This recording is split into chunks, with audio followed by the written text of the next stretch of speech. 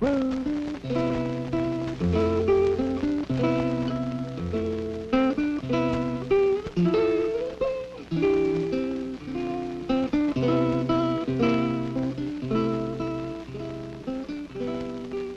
is a story about Herb Honecker, a man without a job, and about Jack Weller, a minister and neighbor of Herb's. The events were photographed as they happened. Nothing was reenacted. No one knew what the outcome would be. Jack Weller will tell the story. I've been in the southern mountains as a minister for 11 years now. When I came, this was a prosperous valley. Its one industry, coal mining, was booming. There were, of course, families caught in poverty, mountain people with broken spirits, people repeating one generation after another the dreary lives of their parents. Our church tried in many ways to show these people our concern. We tried to keep them open to the healing forces of the community, symbolized, I think, by the church and school, and by caring and interested neighbors. And these people are open to this, they really are. You got shoes.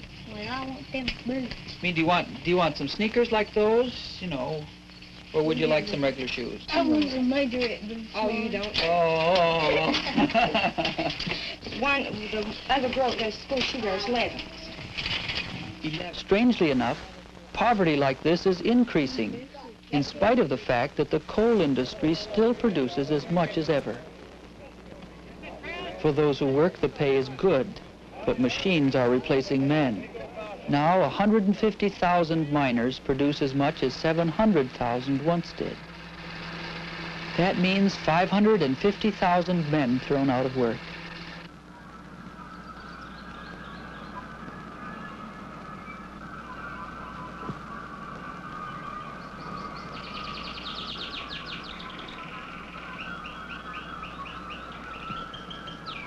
Superfluous men made to depend on government relief in spite of their struggle to escape and in spite of their willingness to work. When machines replaced mules in the mines, they simply stopped breeding the mules. What of the men who are replaced by machines? One of these men is my neighbor, Herb Honecker. He's strong and eager to work. He wants to better himself, but work is scarce. I don't know what to do. If I can't find some kind of substantial work here, I don't know where to go to, where to leave to. I mean, Chicago, Cleveland, you can't go there now. I mean, well, there's nothing to work.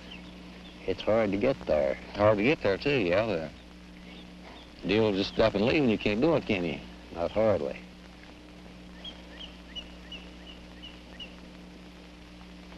I wonder if you ain't heard anything about any work in Charleston or anything, have you? Any kind of construction work? No. Nothing on those plants, you don't have a chance down there. Yeah. You can get a job down there.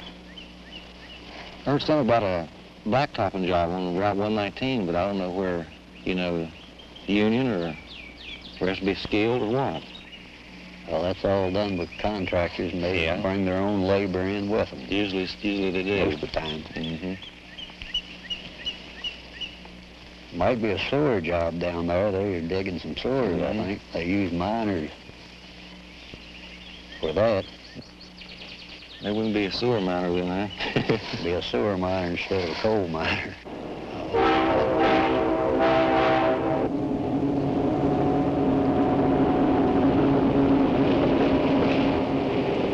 In recent years, our economy and our wealth has climbed to new heights.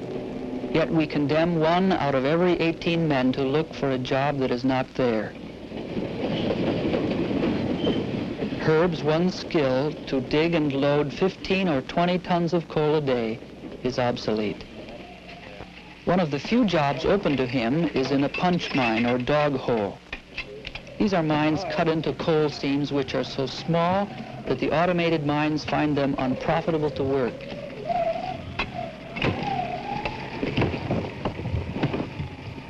Inside the dog hole, Men work all day on their hands and knees. The work is backbreaking and even more dangerous than in the old mines. Well, I don't care about how hard the work is, you know that. I mean, I'm ready to go to work any time. As soon as I get this day shift worked out, I'm going to start a night shift. Well, how you going to pay on that hand loading side? Well, I don't know yet. We haven't got into that. We're just more or less trying to get it going. Herb has worked many times in dog holes, but the jobs never last long, and the pay is pitifully small. You know, you see if I was going to work all right with it. Let me show you these statements here. Now, this is when this man started till it ended. I mean, from the time they started operations till it ended. Yeah. About $500, $600, $700, $800 is the top. For a whole year? A whole year. Summertime job, in winter you can't work, and if it rains they can't work. Now here's the Christmas payday. Half beginning on the 1st to the 15th, the 12th month. I made $26.44. That's the whole half. It was bad weather. That was just about the end. I think the next half then, I did work after this, and, you know, tried some more because that's all I had. And I think we made $6 1 week in that half, which was on a Tuesday, I think. We didn't get to work no more till on a Thursday. And we made 50 cents, and that's the day that I got my hand hurt, and I just quit. I didn't go back. A timber fell on my fingers. I don't think it's a very good deal. I mean, I better not. I'll just stay where I'm at. Unable to find work, Herb is forced to settle for what he can get on the Government Aid Program. Here, survival is guaranteed, but nothing more. I think unless a real job can be found for him, Herb is in danger of losing his sense of his own worth. He'll suffer a loss of will. He'll become resigned to having no hope. He'll become a captive to poverty. About the only job I could get was like lumberyard or night watching or something like that. Don't pay enough to stay there and pay the high utilities and rent and so forth, you know. Couldn't make it. So I got a job in this lumberyard and I taken it. Made good money there what time I worked there. But when it come a cutoff, why, naturally it got me because I was one of the last men they hired.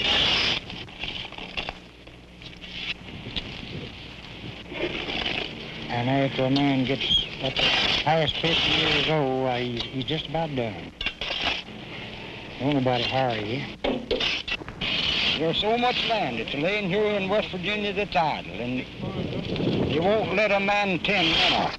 It's these big coal operators and landowners. Land companies. Yeah.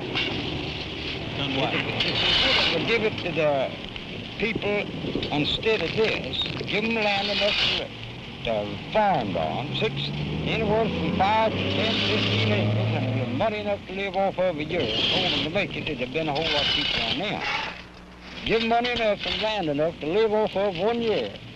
And the land to farm on, and if he can't make it from then on, he ought to stop. But he can no longer make it on the farm. That is a dream. A technological revolution hit the farm 2 decades before it hit the coal fields, and farms now produce more than anyone knows what to do with. Some of this vast farm surplus is given to the men on the aid programs to supplement the cash payments.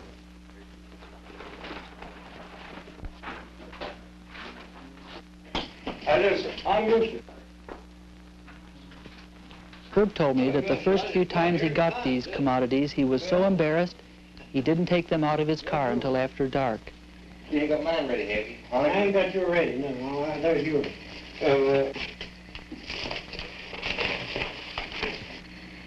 Your Fowler? Flowers. F-L-O-W-E-R, huh? Yes. Hey.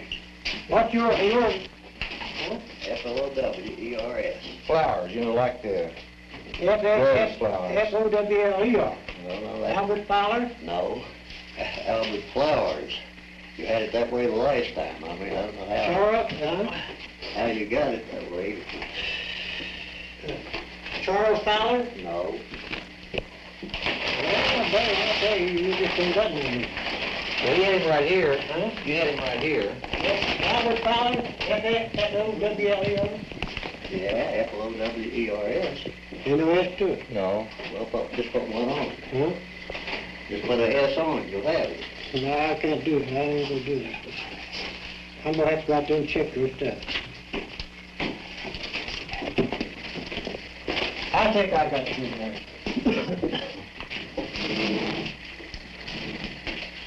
He gets about 8, don't you, Mike, or 9? No. 5, 6, 7, something like that. I got yours right. Got that to me. Go ahead and take it. I just changed that L in the brother. Honecker. 3 meals, you get 3 meals. Got 3 meals. There's one other benefit Herb gets from the aid program, medical care. His wife, Anna, can go to a clinic and receive the care and medicine she needs for herself and for their 3 children.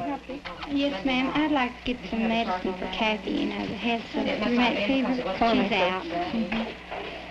Father's Herbert. Yes, ma'am.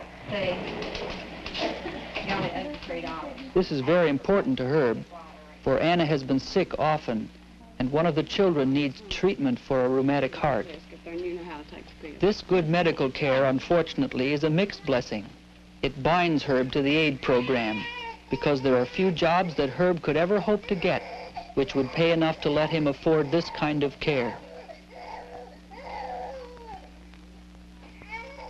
On the first day of each month, Herb goes to the post office to pick up his check for the road work. When the mine's automated, thousands of workers left the area. Herb stayed on.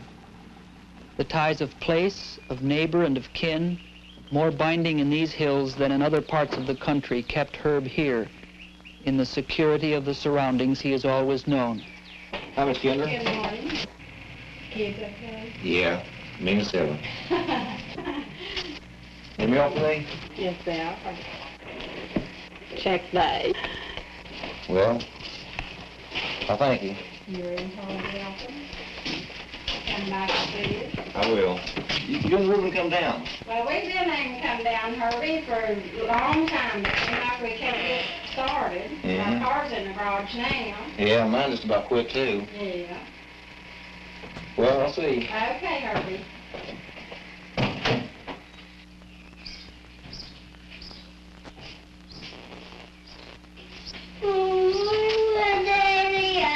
He's coming. He'll be here soon. There's Daddy, Mom. There's Daddy. Sure. See, you've been crying to Daddy. The check, the family must live on it for a month, amounts to $160.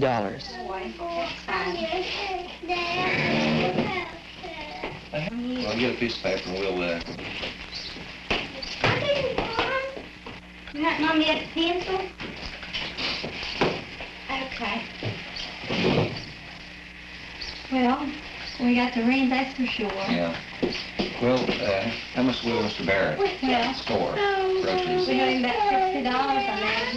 I don't know if it's a little more or not. Well, put 60 down. Maybe $60. How about this? Each month, he is more and more behind. Wait now, try to take that. These are the main utilities here, isn't it? Yeah. Well, put it on there. We'll see what we owe, then what we can pay, and what has to wait, maybe. That's 135. We don't have enough, are we? No. No. It's easy for anyone to criticize the way Herb uses his money, the way he buys what he can't afford. It bothers me, too. But in our society, we are all under continual pressure to buy more and more consumer goods.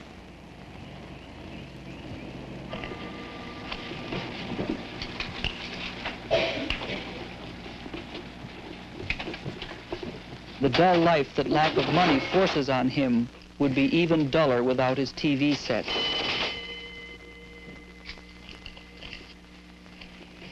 Hi. Hey, Raymond. May I help you? Yeah, we want to I'd like to make check payment. cash.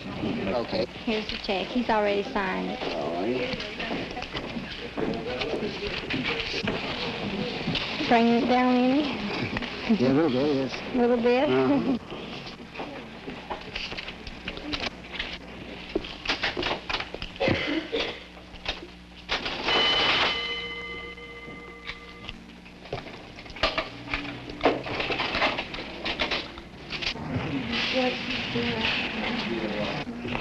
$20, $40, $65, $30, right? Mm-hmm. Okay, now what else today? Nothing today. Thank you, Raymond. Thank you. See you next month. Mm-hmm. The money and food and medical care that Herb gets on the aid program allows him to survive. But I don't think Herb is resigned to this as a way of life. He wants more, and what is important, he wants to work for it. He wants a job. Anyone who has a job is asked about work. There's quite a bit of work in Charleston, put it that way. But half the people in Charleston don't want to work. But I mean, a lot of people, you can offer them a job, they work today, and that's it. Work till the first payday, and that's it. I wonder if a man could get a job with that outfit you're with. I'd try down FMC. Who? FMC, Food Machinery. That'd be your best bet. I'd check on it just as soon as I could. Herb set out for Charleston, 40 miles away. He has tried for work in cities before. He got jobs 2 different times, in Detroit and Cleveland. But each time his pay was so low that he couldn't save enough to wait out seasonal layoffs and had to come back.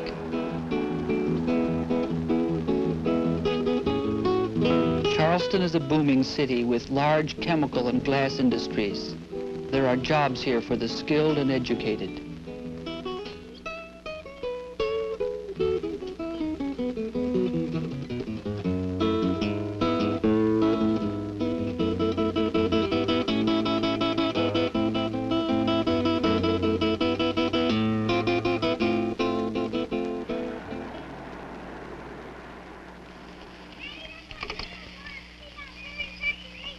Yeah. Yeah, boy. Uh-huh. Yeah. Get in the eyes.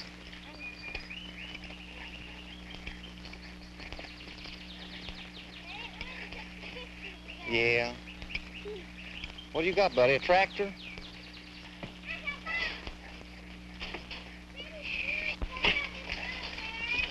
Hello. How are you? All right. False alarm. Didn't do no good? No, false alarm. How come? Oh, I don't know. I went in there and they didn't have no employment office there. They had that girl gave me this. It refers you over to the, I already have application in there, you know. Mm-hmm. Same things out Beckley. What they do is, if they want a man, well, he's already screened, age and everything, and education, they just call him, so. You try anywhere else? No. There's no need to stop in a car about in those places. Mm-hmm. All they want skilled men and like nitrator operators and so forth. You Same want thing with, coffee? please, yeah.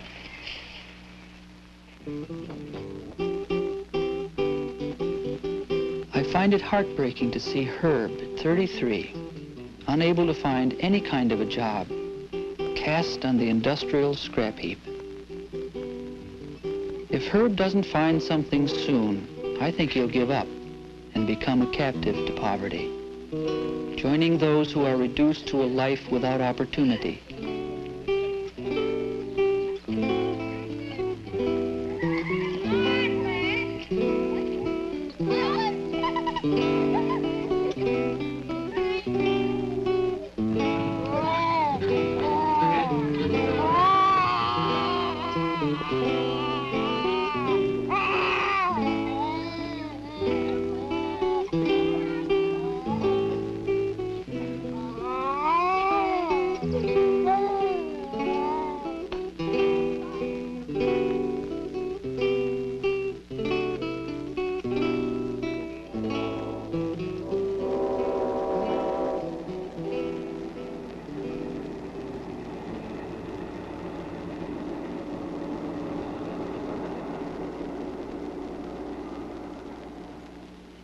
It was clear to me that something drastic had to be done for Herb.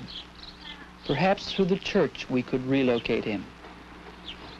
Over the past 5 years, with the cooperation of churches outside the valley, our church here had helped 55 families to relocate.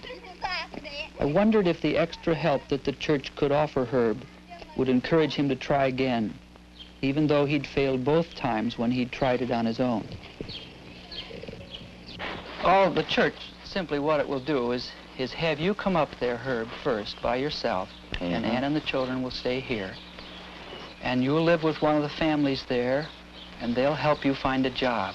Now, this means take you to the various plants in the city where there are jobs available, and you would sign up on your own and get the job on your own, with your own talents and skills and in your own right. Or else, there may be a number of people in the church who have plants maybe that they own or work in or know about, and that these men will come and put in a word for you at their plants and try to find a job this way. But now, the second thing is, I mean, how anxious are you to leave? Well, I'm not too anxious, but I'm willing to go. If I've went before with him, we've lived. Well, this will be different, honey. The thing of it is with Anna, Miss Willer, she doesn't like to live right in a city. See, up there, well, where we live is right in the slums. That's the only place we could find a place at, you know, right in the Steel Mill Road, 28th Street it was called. And she was scared, and it was mostly, they imported a lot of Puerto Ricans and Cubans there to work, and a lot of colored people worked there, and they was all scared, and she wasn't happy there, me working the night shift. We went to Cleveland and places, and no place to live, no money to start with, and tried it, and then we get laid off. Well, still, yeah, that's all we have is enough to get back home on. Hunt a few days for another job, then if you can't find one, you have to come home. That's the automobile industry. What it is, they, after they make the cars for that year, well, there's no more work, you know, unless you have a lot of seniority or can tough it out. Herb agreed to try. A few days before he left, Herb and his family went to visit Anna's parents.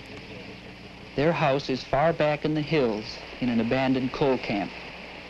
Here they live out their lives on miner's pension and Social Security. There is little variety. One of their few pleasures is a visit from their grandchildren.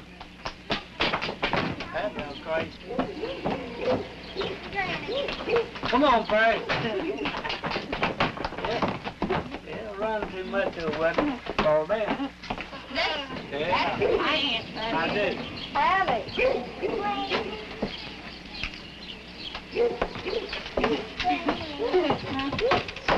How y'all?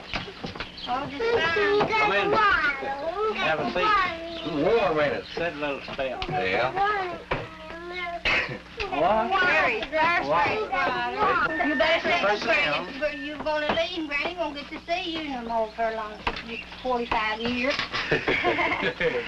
No, say, Granny, I'll be back to see you. I won't stay that long. I'll be back. You'll be back once first. Hurry now, buddy. He wants to go everywhere I go. Yeah, he's right. That's the way of him another day. Bye. Bye, Daddy. Bye.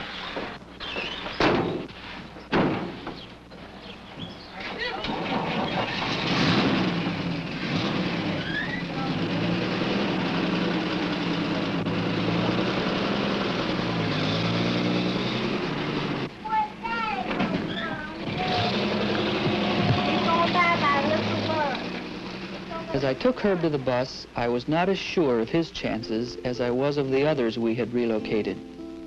Herb didn't have as much to offer in the way of skills and education. But he did have one thing in his favor. He had a great desire to work.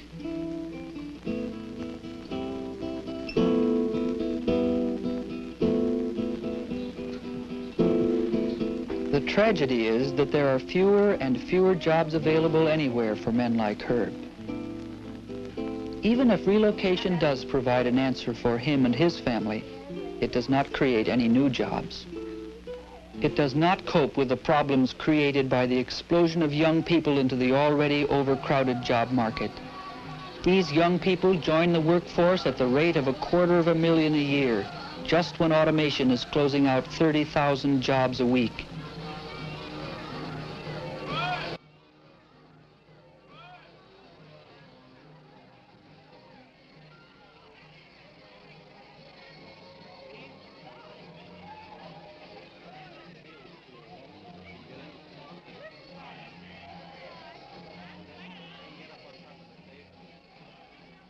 I look at these young people and wonder how many Herbs are among them.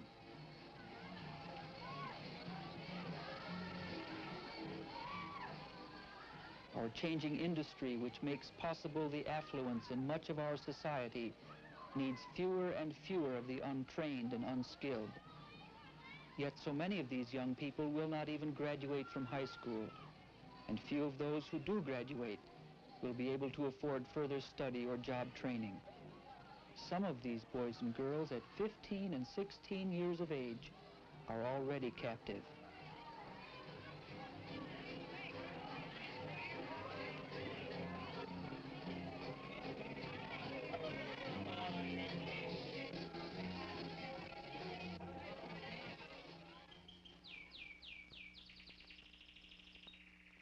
Herb was gone for 3 weeks. Then he came back. Why? Oh, yes, sir. Well, how'd it turn out? Oh, it was just a run around. The difficulties and discouragements which everyone faces in new situations, he took as failures. He concluded that he never would find a job that would make the move worthwhile.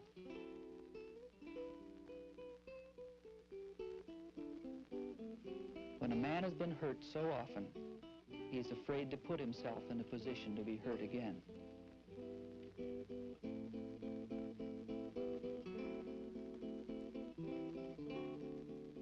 It seemed to me that poverty of the spirit, was making another captive.